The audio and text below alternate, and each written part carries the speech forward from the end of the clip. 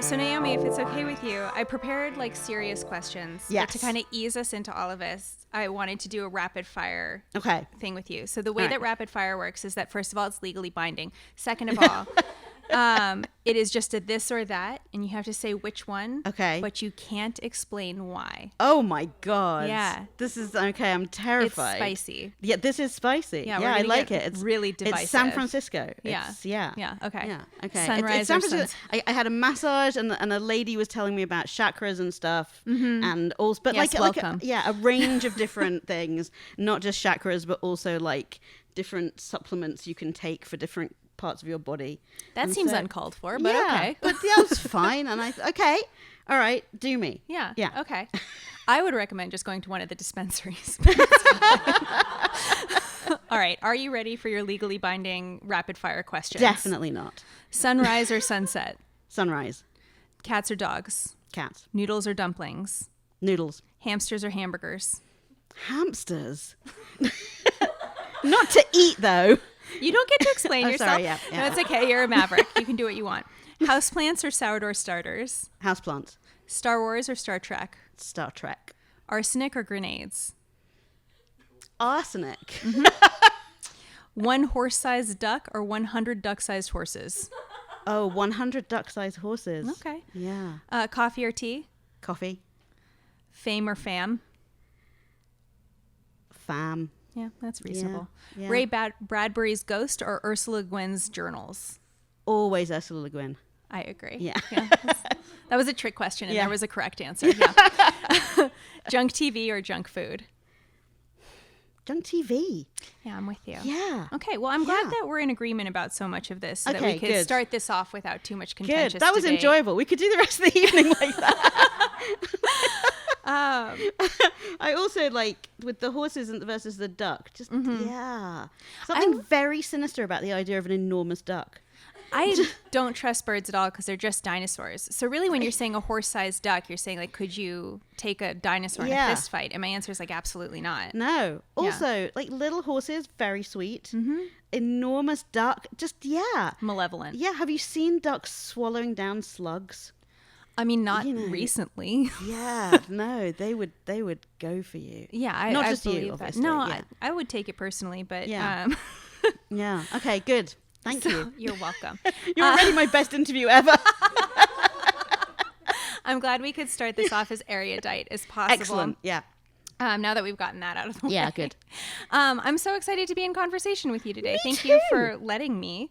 I'm a big fan of The Power, and I'm about halfway through The Future right now. My husband and I are reading it out loud to each Aren't other. we all halfway through The Future at any point? Sorry. Yeah. Okay, yeah. Yeah. No, that's No. fine. Sorry. I'll You said a lovely thing, and I stomped over you with a joke. So Is it a Yes. joke, or is that just a profound thing that is true? right. It's the kind of thing you get to say if you called your book The Future. That's, Right. Yeah. Well, But you're reading it out loud to each other. yes, which it lends itself to so well, and I highly recommend if you haven't picked it up yet and you have a partner, this is like a lovely way to take it in. Because the plot moves so quickly. Yeah. It's like the perfect kind of book that lends itself to it. It's true. It's a good book for talking about. Yeah. And sometimes we read stuff that's like a little too ponderous, and you're like, okay, like it's weird how I keep falling asleep before we finish this page. Look, there's a good market in books to nap to. Yeah. That's Yeah. an underrated type of book. This does not qualify No. for that. I don't mean to unsell anyone, but it's not a good book to sleep through. No. And actually, you kind of hinted at it, but my first question was some of your recent books with The Power and with The Future, those are such like big life-defining terms to use. And I wonder how you approach that from a craft level, and like how do you gear yourself up for taking on something that is like a pretty big intellectual swing? Right. I would say that in both cases, the title came after the book was already well on its way. Yeah. And then there comes a point when usually when I'm writing, I'm walking a lot. Like I'm going, and I don't even do a different walk each time. I just go round and round and round, like a kind of crazy, polar bear in a cage, just not in a cage, just round and round the same path in the park. And then usually at a certain point I just go, oh, this is what it's about. When it comes right down to it, it's about power. And then with the power, I was like, is it for ages I was going the power of, and the power of what's the and I'm like, no, I think I can just do it and call it this. And then again, so the novel, the new novel, The Future, is about technology. I don't know if anybody here knows anyone who works in the technology industry. But yeah, I've worked in tech for a long time, and again, just walking around and around and around, thinking, what is it that actually that everybody in the book is thinking about? And I just eventually, everybody's brain is in the future constantly, and it's almost like you're preyed on by the future, going, what is coming, and how do I make the thing that everybody's going to want, and what, and it's exciting, but it's also, fun. I think that's probably why the book had to be very propulsive, because it had to give you that feeling of like the future is just calling you constantly forward, in a almost addictive, like uncontrollable way. Now I'm just working things out about my own book. This is only my second interview about this book, so I'm still figuring stuff out. Yeah, in in a year's time, I will have lots of stuff figured out. But right now, I'm going, why did I write this? Oh, yeah. Do you mind me asking, because I think a thing a lot of people don't always understand is how long ago you wrote the book from the time that you promote the book. Yeah. And so when you're talking about the future, you're really talking about your past. Yeah. Yes, I am. Which is wild. Yes, So, I'm already nearly 20,000 words into a new book. So, which is, whenever any of you are on book tour, I highly recommend also working on a new book, because it means that like your brain just needs to have kind of moved on a bit in order to be able to do that thinking back. So I actually I finished like a draft that was sellable and sold the book this time last year, like last October. Oh, so that was pretty quick. Yeah, it's pretty quick. Yeah, yeah. And then I worked on a pretty significant edit until February of this year. And then I had another edit, and then my mom died, which is, I've had a year, my friends. My mom collapsed with a massive stroke the day of the premiere of the Power TV show. Yeah. So yeah, it's been, I can swear here, it's been a fucker of a year. And in amongst it, I did then a second edit on The Future, because, work helps actually sometimes when you're in the middle of things. It just really helps to have something where you think about that for a few hours every day. And I imagine thinking about something that's really different from your lived experience. Yeah, that is definitely true. Because one of the questions I wanted to ask you about was about that specifically, because there's so many different perspectives in the future that represent really different backgrounds. And so I was curious from like an ethical point of view, but also from a research point of view, how you approached that on a craft level, and like how do you think about writing outside of yourself? Okay, so I have a good rule about this, which is if you're writing about somebody who has a different background to you, you need to at least have a friend who is from, because fundamentally, if you're not friends with anyone from that background, what the fuck are you doing trying to write about it? Like, if you didn't manage to even like make one mate, then no, you are looking at this from a weird perspective, and it means something metaphorical to you and not something real. Yeah. So my main character, or one of my main characters, is from Hong Kong. My business partner on Zombies Run is from Hong Kong. His family's from Hong Kong. I know them very well. And, I've stayed with him and his parents many times. And, we've talked a lot over the years about what's coming for Hong Kong. Yeah. Nobody knows what's coming, obviously. Nobody knows the future. But it doesn't look amazing in what's happening there, and certainly some of their relatives are now coming to the UK, and so when I look into the future and just a few years in I think that could be not going great, and they're now having to think very carefully about if they want to be able to get back and see family.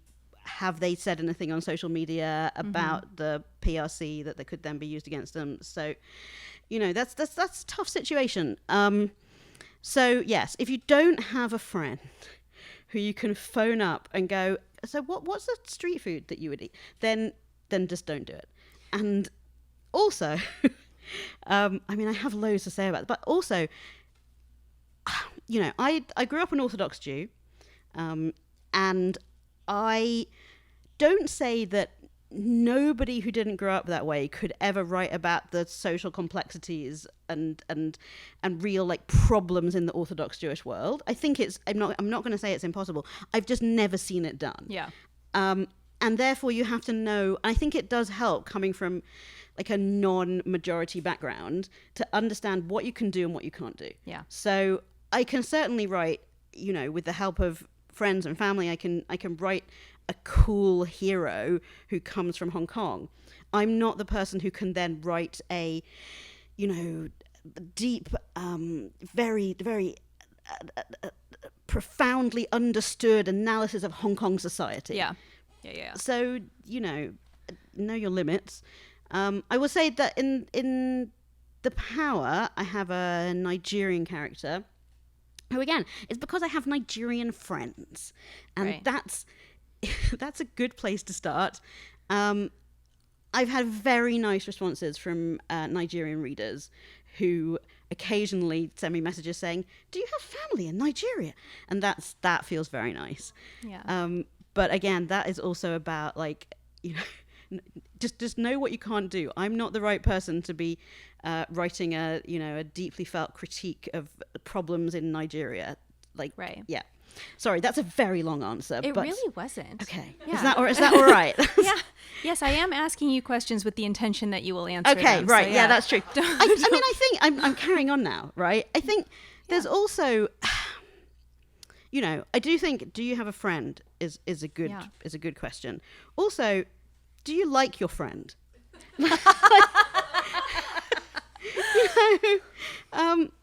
Bless her, Lionel Shriver a few years ago wrote a novel basically about her fat brother, and it seemed as if she was working out some issues in that she should really have been talking to her brother about. Or therapy. Even not talking to her brother, even better. Yeah, even better. And so on that, if you're writing it because you have a friend, but you've got a few things you need to get off your chest to your friend, that also no. Yeah. Yeah.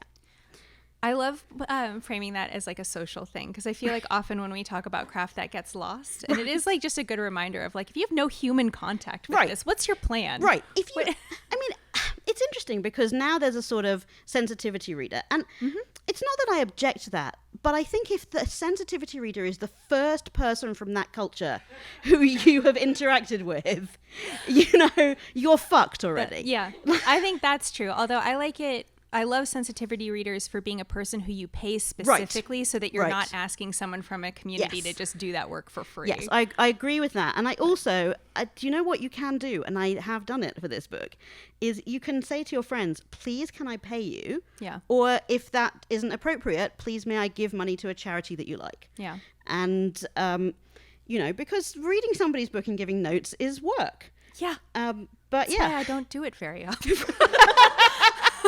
Right. It's not fun, mostly. Mostly it's fun reading books that somebody has edited and you know, they've gone through that process and now the book is good. But yeah, so I had, you know, I asked also a non-binary friend to read it, and they also, you know, I think in the end I gave money to a charity that they liked, because that, you know, just find a way to not be taking from a community. Yeah. I have a question that wasn't on my list, but as one Jew to another who is constantly anxious about the future, I have heard it said that Jews, we divide into two camps. You are either aware that doom is coming, and so there's no reason to be worried, or you are constantly worried about impending doom. Right. I am the latter. Oh, yeah, me too. Okay. Yeah. Are there any in the former category? Yes, I've met at least one.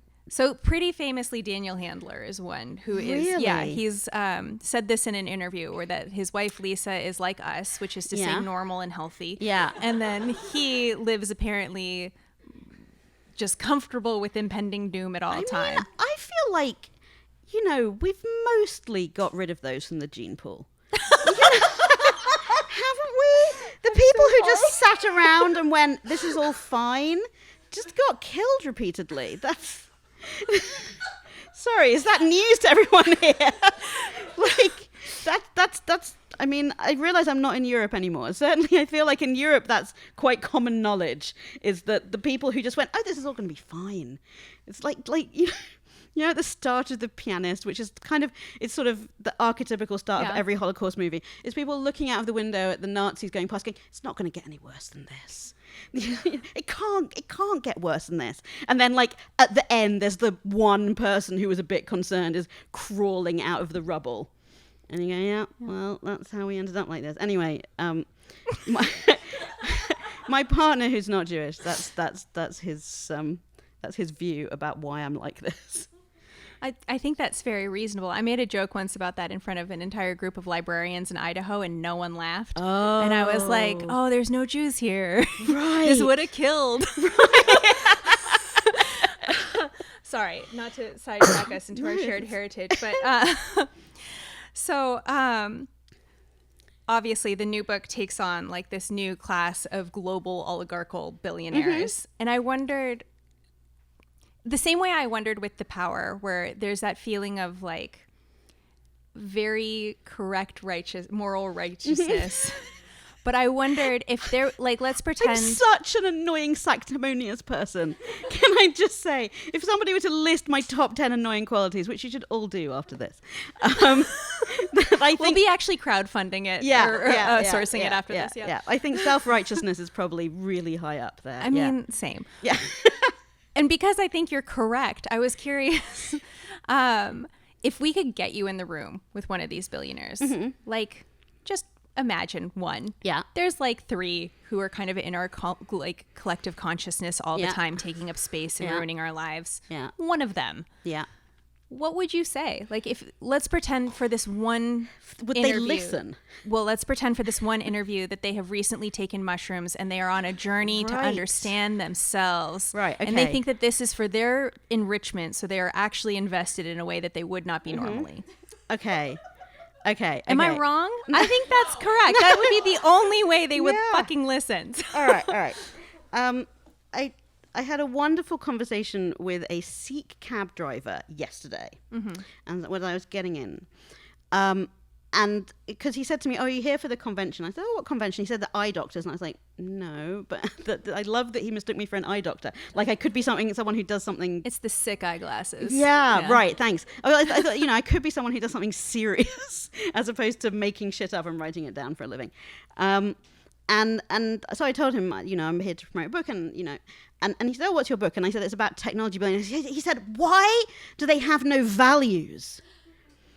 And I said, "You are correct." And we talked about, Sikh values, where when I was in Delhi and I wanted to find a way to give money in Delhi, all of my friends there said, go to the Gurdwara because they are the people who are reaching people that nobody else is reaching in terms of so there's a Sikh tradition of I think it's even a rule of of working in a kitchen where you're feeding the hungry. So if I could sit with one of these people, I would say 3 things to them, which is to say, your money, before you're using it to send rockets into space and to create a metaverse that no one is asking for.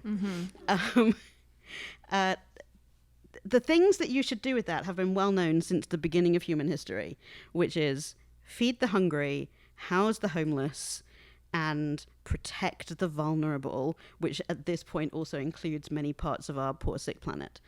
And if I could get them to listen to that, I would probably talk to them about Andrew Carnegie, who was a complicated, difficult man in many, I'm not going to hold him up as a role model in all areas, but in terms of values, he had some ideas about what a legacy consists of, and still all over London, there are Carnegie libraries that were funded by, that's somebody who's thinking about it. And I would say, really think about it. Think about the planet that we live on, the increasing inequality, the real crises that we're in. And please, as a science fiction writer, please stop taking science fiction so seriously. Like what you see them doing is, as I say, I'm Star Trek, not Star Wars. Star Trek is a kind of beautiful utopian future. Yeah. Of course, in Star Trek, we got there after a long, horrible war. So there's that. But yeah, Star Trek has got a lot of cool stuff in it, and we don't need to try and do that all right now. Yeah. And we could probably do with them. I mean, imagine if any of them were, Bill Gates seems like he's all right. Oh, that was a great sound. I love that sound. I don't know Bill Gates. All I know is that he was like helping with malaria. At least, made some efforts and seems to be interested in spending some of his money for some attainable greater goal. Seems to be better than Elon Musk. That's what I mean. I mean, yeah, right. See, right. Melinda Gates seems cool. I mean, I don't know. I've never met her. She may be awful. But yeah, I think if I could talk to them, I would say, you don't have to reinvent ethics, actually. This is not something that's in need of disruption. What if they told you they were disrupting it? I think I would say that this is not, it typically hasn't ended well for people who try to disrupt ethics in terms of what people's lasting memories of them are. Yeah. I mean, the Nazis also thought they could disrupt ethics, and here we are. I think the normal ethical things to do if you have a huge amount of money have not changed for a really long time. Yeah. And it's a real shame about effective altruism. Do people here know about that? Like, there's a weird internet culty thing where, oh, thank you. Yeah, sorry, I keep hitting it and then making a smashing sound. Effective altruism is a weird internet culty thing where you're supposed to think more about future people than about present people. No, think about present people. And included in future people are future simulated people. Oh. Yeah, sorry. Which also no. So I think if I could slap those guys upside the head and then focus them on what we know about ethics, that would be good. Yes. We're trying to organize an ayahuasca retreat that you will be at, but so far no takers. Please. I mean, honestly, I think you could probably take any person with good Sikh values and put them in that room, and they would probably do a better job than me of saying, this is what you do. Well, I mean, I think your point that like the fundamentals of how to help people have never changed. Right. It's not even specific to any one culture. Like within every global culture, I feel like there's some testament of like, oh, well, if someone's hungry, then it is a good thing to feed them. Yeah. And if somebody has no home, it is a good thing to help them find a home. Right. My lovely cab driver was saying, how is it that in San Francisco we have the wealthiest tech companies in the world and this terrible homelessness problem? Yeah. How are they not using their money for that? And the evidence, by the way, is that for the vast majority of people, if a person is homeless and you give them a home, then their homelessness is over. That it was a problem often caused by medical debts. Yeah. And as soon as you give them a home, everything that is all sorted out and everything flows from it. So it is worth noting that one of the co-owners of the Booksmith bullied one of the CEOs of Salesforce, was it, into basically footing the bill. Like into spending considerable amounts of money to take care of unhoused people in San Francisco. Wow, that's great. So shop aggressively. Yeah, that's good. Bullying. That's what we need more of. In this context. Yeah. So one of the other things I really like about your work is that all the characters are written with like a very deeply intersectional perspective. Like nobody is defined by a single facet of their identity, and you write with a lot of sensitivity to the way that all of these different identities can play together and create really complicated power dynamics. Right. Specifically in the power with somebody like Martha in this world with Jen. I wonder if you could talk about the two of them and how you created what feels like a real, where I am in the book anyway, equality between them in certain regards, with wildly different backgrounds and different privileges. Oh, that's such an interesting question, and I've never thought about it that way before. So I'm gonna just like have to freestyle a bit and see if I can we figure it out together. I mean, that's the hope. Yeah. Okay, good. So, yeah, I think as often as is the case with all fictional characters, they bear some relationship to me, right? Right. You can't do it without drawing on your own experiences. Yeah. So the idea of the book, for those who are not familiar, is that there is a group of sort of minions in Silicon Valley who decide that they are going to be taking down these billionaires and trying to use their wealth and power to do some fucking good in the world. And it's, I'm not going to reveal to you whether they manage to do that or not. It's obviously quite a perilous enterprise. But so the two main characters are Martha, who is the executive assistant to the head of a social network called Fantail. And my companies are called Fantail and Anvil. I was pleased with that. And Medlar, which is a kind of fruit that looks a bit like a bottom. So Martha is the executive assistant to the CEO of Fantail, and her backstory is that she was raised in a cult in Oregon, in fact, and her father was the cult leader, and this went bad in the way that cults often do, and she has had to remake her life in her late teens, and the reason she's that way, actually, that's the reason that the inspiration for this character is I have a friend who, I have quite a few friends in San Francisco. We get it. You have friends. I do. I'm not just making them up, Maggie. These are real people and not imaginary. Unlike the people in the book. So, yes, someone I know who she knows somebody who is the executive assistant to one of these sort of CEOs. And I was saying to these people are fascinating exec assistants to CEO because they clearly have a huge amount of power and a huge amount of access. And I've never heard an interview with any of them. I don't know what their backgrounds are. And my friend said, well, a lot of them grew up in cults. And yeah. That was based on fact? Yeah. I'm so uncomfortable. Yeah. And I thought, well, if that's the case, then I can write about that because I grew up in a fundamentalist religion. And I know about what it's like to leave a fundamentalist religion. And so that was quite exciting to know this fact. And so Martha, yeah, you're right, because she is very powerful, but not very free. Yeah. And Jen, Martha and Jen fall in love very early in the book. And one of the big questions of the book is whether they are going to manage to make it together through potentially an impending apocalypse. And given that Martha is planning a sort of heist, the worst thing possible she could do is to fall in love with a journalist.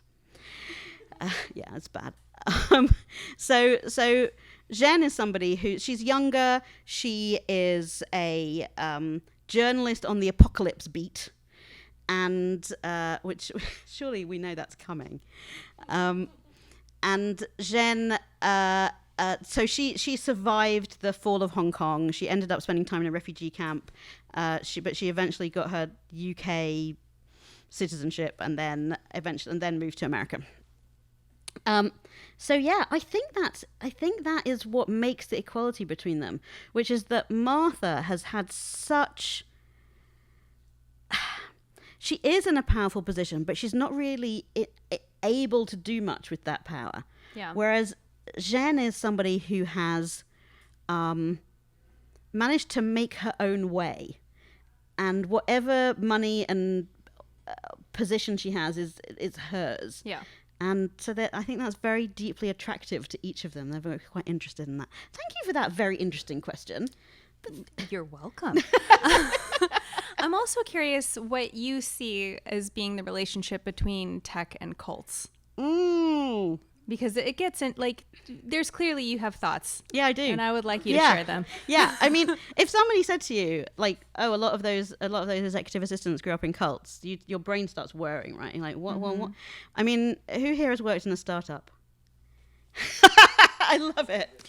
Connie, we're forever clean. Okay, and so you know how in a startup you do those really long hours and you just kind of believe in the idea of the thing, and there's maybe like a founder who's really quite charismatic and manages to get you to see what is coming in the future, and it's like promising you that it's gonna be amazing even though it's incredibly tough right now. Like at a certain point, all of this is gonna come, and then the world will know our name, and this is gonna be and that's a cult.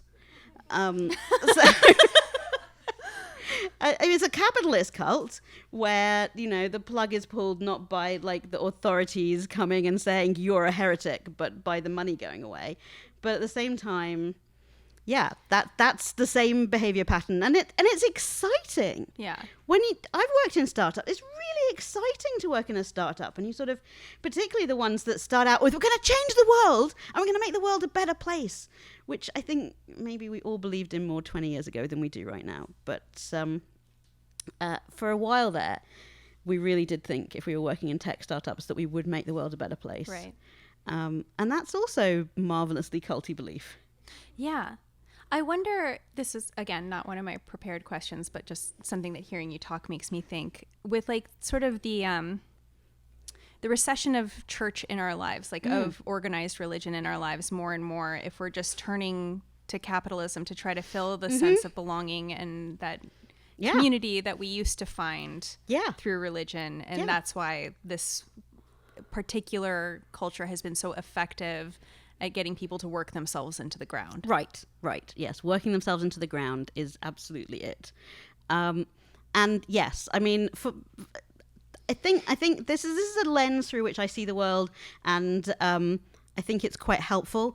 In the late 19th century, when Darwin published The Origin of Species, it's like a meteor landed and hit religion. And religion didn't go away. It just splatted on everything else. So there are certain ways of thinking that are, used to be contained in complicated and not great ways within the big organized religions that are now, some of them are human vulnerabilities. Like some of them are human needs, which is not always the same as vulnerabilities. Some of them are, art, appreciation, emotions, senses of awe and wonder.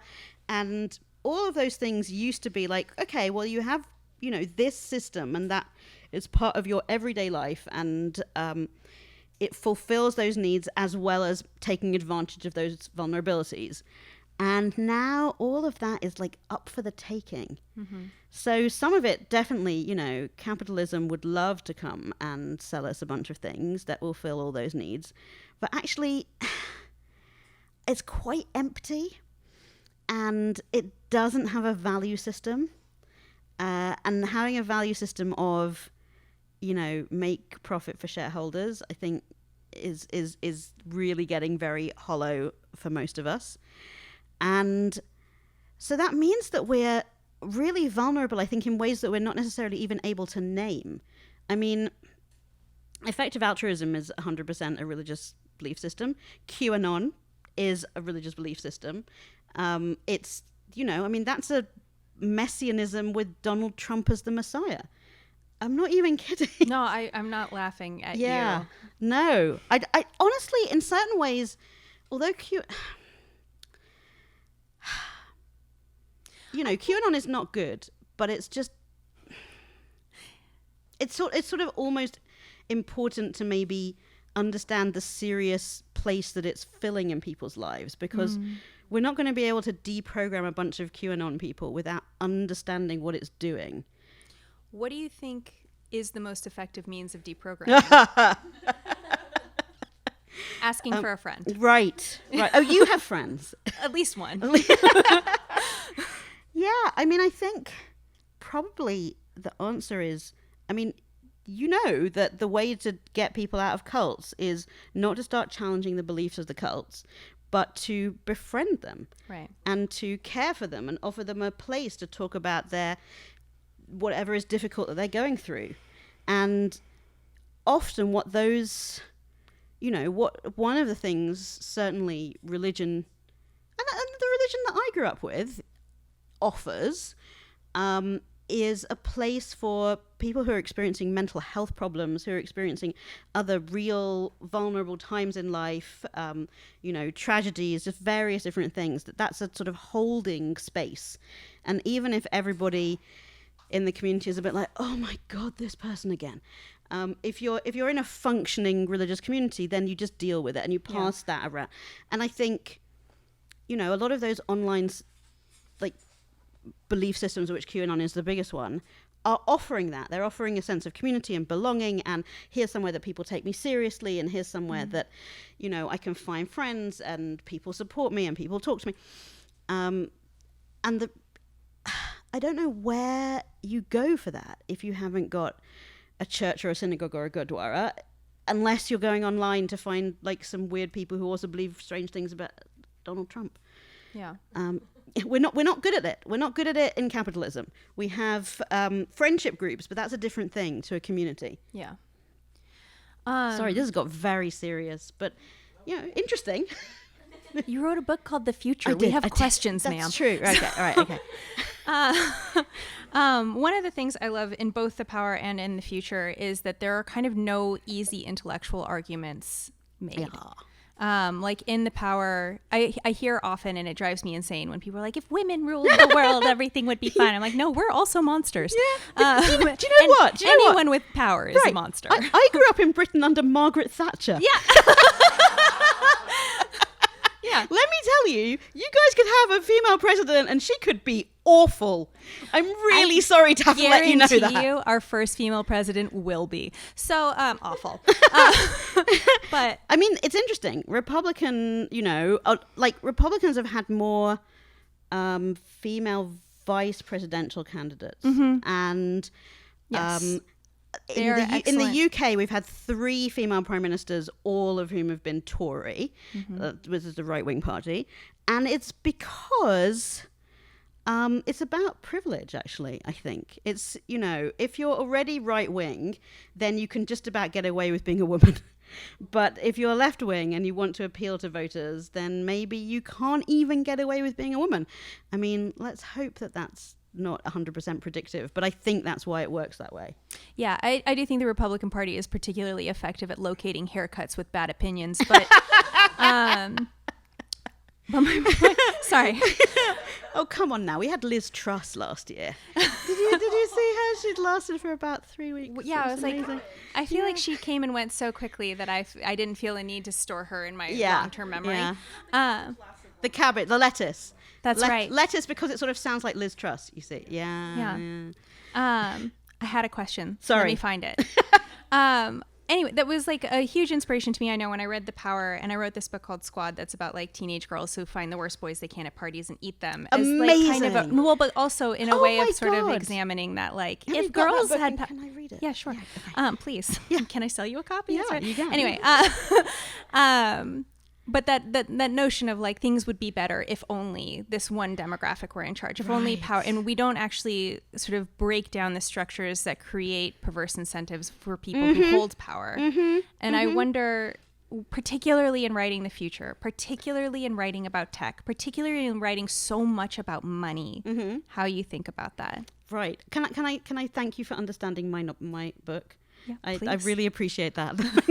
You're welcome. There's like that thing where, yes, if we don't break down the structures that create perverse incentives for power, then we will end up with the same type of person. Yes. And it will not matter what the background of that person is. There is no background that protects you from being an evil fucker, and there's no background that makes you specifically not nice. That's how that works, that all sorts of different people come from all sorts of different backgrounds.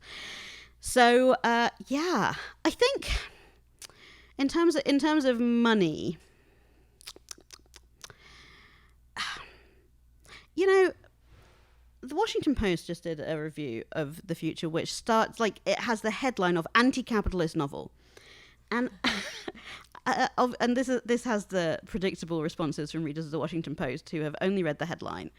And I don't know if it is an anti-capitalist novel so much as it's a let's understand capitalism novel. Let's understand capitalism together, which is also about the series of perverse incentives created by capitalism and the things that are left out. So, the animals don't have a vote, and they also don't have money, and therefore, where in the system do we have a way of thinking and a way of giving power to the natural world that we all rely on for our lives? And not just for our lives, although that is very important, but also for our well-being, our sense of the beauty, or the feeling that the world is not just about us. So I'm about to drop a bbe clanging name. Is that okay? All right. By God, please do it. Yeah. So I went to the Arctic with Margaret Atwood, and she said to me before we went, she said, "Come to the Arctic, Naomi. It will change you." And I was like, well, maybe. That's a strong Margaret impression. Yeah, I'm sorry. I spent a lot of time with Margaret Atwood. And I said, well, maybe I don't want to be changed, Margaret. But I did go to the Arctic, and it did change me. And one of the things is, that was my first experience of a pristine wilderness, which is very hard to find in the world these days. So we were there for 3 weeks, and it took probably, I think it was like about day 9 that I suddenly went, oh, none of this was made for me. It wasn't made by people like me or people at all. It doesn't exist in a human value system where we can look around this bookstore or anywhere and go, anywhere that's made by humans and go, oh yeah, that's good. I like how they've put this is a great store. I really do like it.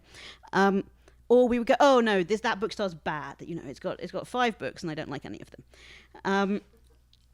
But these value systems do not appertain to the wilderness, the world in which we evolved, actually.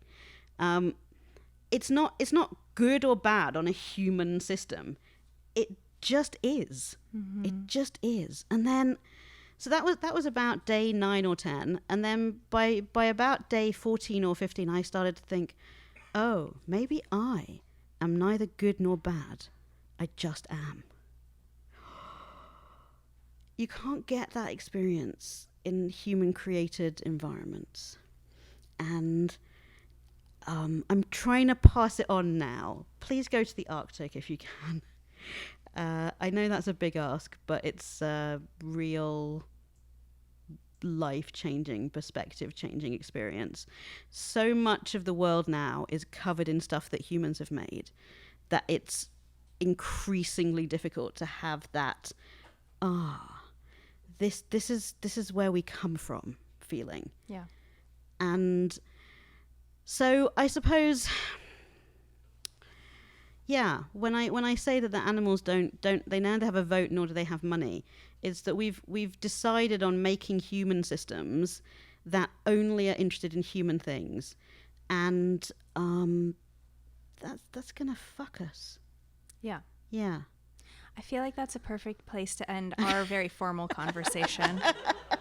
But I want to make sure that you all have a chance to ask some questions as well. So if anyone in the audience is feeling brave, this works best if someone asks the first question. Yeah. Yeah. I'm going to start off very silly and short, so it breaks the tension. Is it about duck-sized horses? It is not. No question is perfect. It's okay. Please continue. Have you played Tears of the Kingdom, and how does it compare to Breath of the Wild? I have played Tears of the Kingdom. I had to leave my Switch at home because I cannot both do signings and have the RSI from the Switch. So yeah. Okay, for me, not being of the Minecraft generation, I am less interested by the building stuff in Tears, but I'm basically still, I'm like, I don't know if anybody else knows what we're talking about. It doesn't matter. Yeah. I'm basically still wandering around, just opening up all the shrines. Like that's what I do in that game. Yeah, thank you. Fast travel points, get all the Yeah. all the upgrades. Yeah. Open up all the maps. I'm almost finished with the underworld. Yeah. That's a difficult bit. Yeah. No, I've got about. I haven't got the underworld bit that's got the volcano in it. Oh, sorry. I've not gotten that far in it. No, I wish I could show you now, because I've really done all, but that's just, yeah, when the world is tough. I was thinking about it the other day, actually, because there's something like, it's so satisfying, and one of the satisfying things is you're going to end up with a world that's the same as everybody else's, and this also has a relationship to religion. Like, it has just the thing where you can discuss an experience that you've all had, and you all went through something quite difficult and challenging, and you all ended up at the same place. That's a hard thing to find in the modern world, actually, where it's all kind of personalized, individual. Actually, we don't necessarily all like individual experiences. Sometimes we want to have experiences that are all the same. And this is the problem with the thought about AI writing a personal TV show just for you. It's that what we would actually want is to be able to do this and connect with human beings and go, where are you in your journey? And it doesn't matter whether it's reading the Bible or doing Breath of the Wild. I maxed out Breath of the Wild. God, I went and looked at how many. I mean, it was something like 250 hours. Yeah, that sounds good. Yeah. Does anyone else have any questions? Does anybody else want to talk about where they are in Breath of the Wild or Tears of the Kingdom? In the front row, please. And give me a sec to repeat the question for the recording, too. Oh, sorry. No, that's okay. Yeah, kind of leapfrogging off of the reading the Bible for fun comment. A lot of Martha's posts do a lot of deep analysis Right. into especially Old Testament stories, and it's kind of two-pronged. One was that fun or cathartic, or working through things, and then what inspired the fox versus the rabbit comparison? Where did you choose those animals? So the two questions for people watching at home are, Martha uses, her point of reference is largely Old Testament references. And so was that cathartic for you? And also, two, where did the basis of the rabbit and the fox come from? Yeah. So, okay. These are wonderful questions. Thank you. I'm amazed that you've read the book already. It's I did get an ARC. You got an ARC, but thank you anyway. So with the Bible stuff, obviously I did grow up reading the Bible in the original Hebrew, and that's a skill that I like having that skill, because sometimes people will say something about what it says in the Bible, and I go, I don't know if it says that in the original Hebrew though, and that's just quite nice. So, I would say I'm still in conversation with the religion of my childhood, and I feel perfectly fine about that. That's an ongoing conversation rather than a feeling that I'm being suffocated with a pillow. So that's better than it used to be.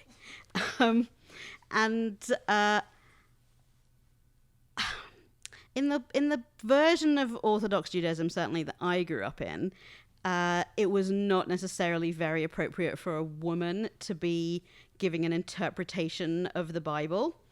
And on that level, it's really cathartic.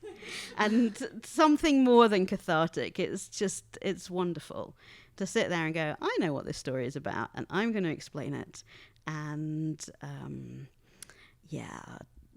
take that, I suppose, given that I've just remembered we're being recorded again. And in terms of, yeah. Yeah, I'm trying to mitigate moderate my swearing a bit. And in terms of Fox and Rabbit, so yeah, I was, okay, all right. I sat at an Oxford high table a few years ago with somebody who's a professor of archaeology, and I was talking about my theory about the Old Testament, and the Old Testament had constantly, certainly Genesis, constantly has brothers fighting, and so. This is about many things. Potentially, it's maybe about how much we all hate our brothers. but also about like my theory is it's about settled people versus people who are hunter-gatherers, who at the time that the Bible was written, that was the big culture war in human life, was between people who are doing agriculture and people who are hunting and gathering. And when you look for that in Genesis, you go, oh yeah, actually, when you look at it, yeah, there's Cain who is growing plants and Abel who's wandering with the flocks. And actually, yeah, there's Esau who goes out hunting, and there's Jacob who stays home and cooks for his father. And so you do find that repeatedly. Ishmael and Isaac is another one. Ishmael sent out to wander, Isaac stays at home. And this fits very well with what we know in terms of the archaeology, ancient archaeology, about what was happening at that time. And they absolutely fucking hated each other. There were like lots of, there's like people were coming and burning cities down because they hated the existence of cities so much. And so I was trying to find a way to describe that. One of the sort of underlying themes of the book is that metaphors will get us into trouble. But nonetheless, I felt that I had to find a metaphor. So I did it with all due seriousness. And I found two representative animals. And I think... I suppose one of the things about it is that if you think, would you rather be a fox or a rabbit? I think probably most of us would go fox, would we not? So you may feel that you'd like to be a rabbit. But I don't want to be either. You don't want to be either, yeah. But both of those are really hard. I feel like there's something... I don't know, I think the associations with foxes are around cleverness. And the associations with rabbits, well, around fucking. But also around, like, the sort of running away. And... I thought I love to defamiliarize things. And so it felt really nice to say to all of us agricultural people, we're the rabbits, actually. We have our burrows and we stay in our burrows, and we're very vulnerable if we're out of them. And we don't really know how to go hunting for ourselves. And we don't really have the skills and the sort of wiliness that maybe our hunter-gatherer ancestors used to have. And by the way, and this I also got from conversations with people that I met in the Arctic. Number one, until I was there, I did not really understand. I thought hunting and gathering was something that, I realize now that I had a feeling about it of, number one, it's very distant, it's very ancient, nobody does it anymore, and also I would hate it. And then there I was in the Arctic and met many people who, for a large amount of the year anyway, are living off the land and are hunting their food, or are, going out gathering fruit in the summer and then freezing it and then, using that in the winter. And we had these wonderful conversations about the tremendous satisfactions of that life. Like, that is a life that uses every part of a human being. And then I thought, oh, I'm living in Fordism.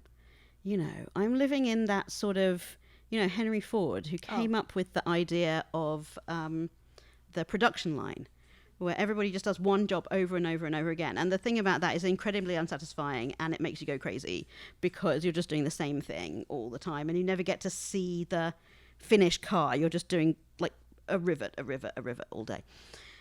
And I thought, right, I am actually part of a species where the whole thing is that we used to make, or everybody made their own clothes. And certainly I'm sorry this is such a long answer, but I'm still talking apparently, so I can't be that sorry. I particularly went to a wonderful town in the Canadian Arctic, Rigolette, where people said, I said, like, what do you do? And they said, well, it's incredibly satisfying, actually, because if your skidoo breaks, you've got to fix it. Or you get your friends around and you all try and figure out what's going on with it. And, you're planning a hunt and you're watching, like, for understanding where the animals are going and looking for where the fish are. And I thought, God, actually, I would love that. And so part of the reason it's called Fox is because I thought, I want this to feel attractive, and to try and explain that. Anyway, sorry about the very long answer, but that's where I came to on that. You keep apologizing for answering the questions we ask you. I do, but I am British. Okay.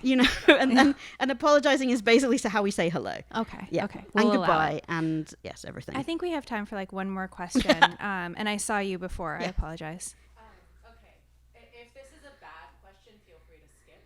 I'm Canadian. I was, Anyway. So you will also apologize. You will apologize to me. I will apologize to you, and then we'll be friends. And then we'll be here all night. Yeah.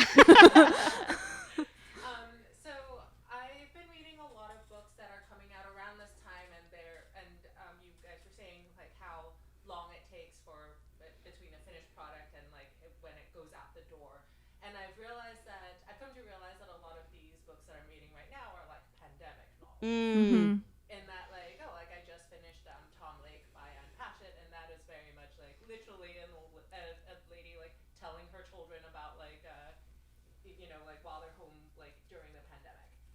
And I just wanted to ask how did you write it during the pandemic? How has the pandemic changed your writing? Yeah, that's not a bad question. I have an answer for this question. So it used to be. So the novel opens with 3 billionaires getting an alert to say that the apocalypse is coming, and then they get on their plane to get away. And it used to open with then about 50 pages of a global pandemic unfolding. That I finished writing in 2019. Oh, no. And I was basically finished with the novel at that point. And then I looked at, at least I had a first draft. Yeah. And then, start of 2020, I was like, this is cool. I'll just change it to be like in China that this thing started. And then by March, I was going, I've got to throw my book away. And, obviously I was also frightened and anxiously watching the news all the time like everybody else. So I basically put the book away for about 6 months and thought, I just can't do that book. That nobody wants to read 50 pages of N numbers and R numbers and an account of what it would be like to live through a global pandemic. And then I found a new way through the book. So, but it needed a almost total rewrite. So that's the answer. It was a book that I started before, thinking I was going to write about a global pandemic because we hadn't had one for about 100 years since 1918. And I thought, well, we're due for one. So, So I'm very sorry that I made that. So you did this to us. I have spent time with Margaret Atwood. I have inherited her witchy powers. Yeah. And I can only apologize. Well, now that we know that Naomi's to blame for the global pandemic, can we give her a round of applause?